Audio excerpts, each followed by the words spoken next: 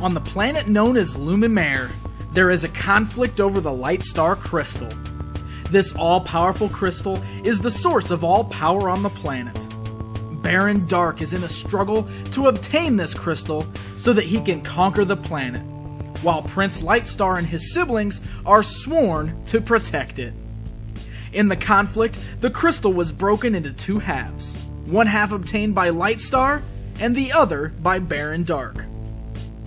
Baron Dark's half of the broken crystal turned himself and all that he wishes who have an evil heart into living skeletons, while Lightstar's half granted powers to himself and his good-hearted siblings. The battle ensues as both sides try to obtain the other half of the crystal. This is the story of Skeleton Warriors, a cartoon series that ran for 13 episodes from 1993 to 1994. When this series was originated, it was intended to be the next big hit for that generation of boys. Playmates was awarded the toy license, and the goal was set to make the toys and cartoon series the masters of the universe of the early 1990s. And I'm not exaggerating when I say that this was intended to be the Motu of the 90s. The resemblances are definitely there. The struggle between good and evil, both fighting over two halves of a whole, trying to obtain ultimate power. Even some of the characters' appearances and characteristics were very reminiscent of those from Masters. The line consisted of several skeleton warriors and a few heroes. In the line, we got Baron Dark, Dr. Cyborn, Oracula, Shriek, Dagger. Then the heroes Prince Lightstar, Grimskull, and Ursak the Guardian. The figures are well known for being incredibly detailed for the time, especially coming from a company like Playmates.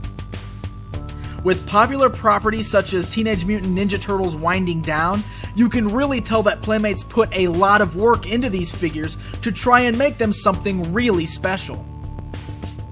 All of the skeleton characters were the most detailed. Each figure had a fantastically detailed paint job.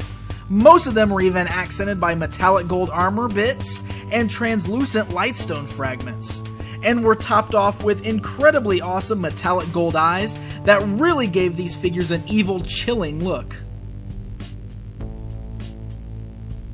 The articulation was a bit of an improvement over some of Playmates' earlier figures. The arms were usually ball-jointed and had a good range of motion. The biggest problem is that most of the skeletons, Playmates opted for dynamic stances with the figure's feet, very similar to what they were doing with TMNT. And some of the figures, like Shriek here, are impossible to stand up without support of some kind.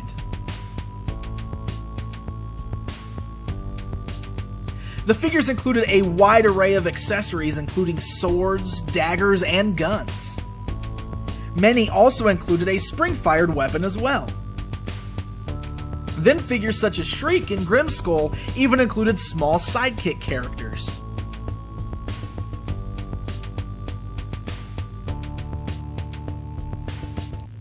The figure's packaging featured some really great original artwork, which is something I always love on classic toy lines. Each figure also came with a free mini poster which contained some even cooler artwork.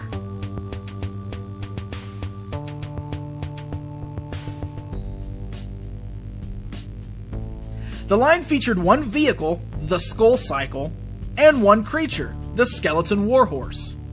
Now the Warhorse is a really cool looking creature figure. The biggest problem is the lack of articulation completely. But even still, he features a spring-fired projectile and a cool axe weapon on his side.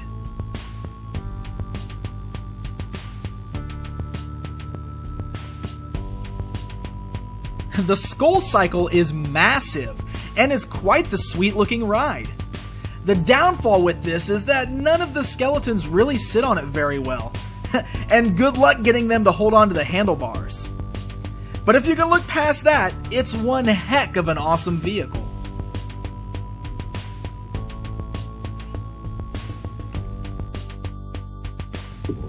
These figures really were incredibly impressive. The details and articulation were top of the line at this time in the world of action figures. But despite the action figures, the good cartoon series, and all the hype, the Skeleton Warriors did not achieve the success that many assumed that they would. Many factors might have attributed to this. One of the big ones might be the fact that around this exact same time, a little franchise known as the Mighty Morphin Power Rangers burst onto the scene and easily became the top boys line. On top of that, these figures did have an awfully dark tone to them. Many parents might have been turned off by the rather demonic look of these figures. It didn't help things that none of the hero figures were released until the very end of the year, close to the time when the line was already getting cancelled. So usually the skeletons were all you could find in the stores.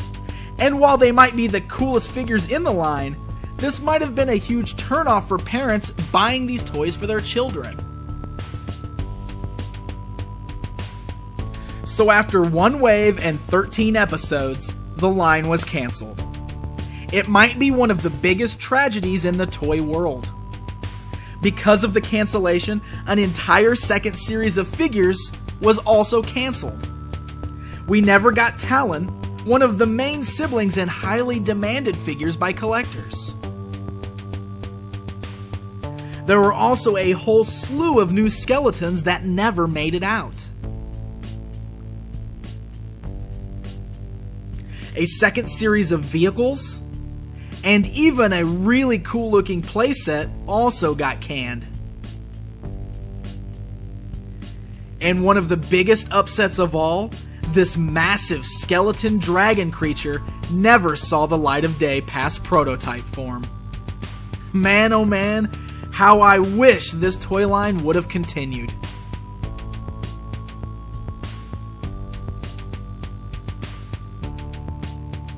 The Skeleton Warriors will go down in history as the line that should have been, but didn't quite make it.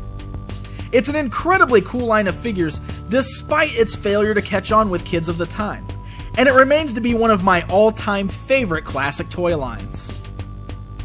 If you're interested in doing so, I'd highly recommend picking some of these up for yourself.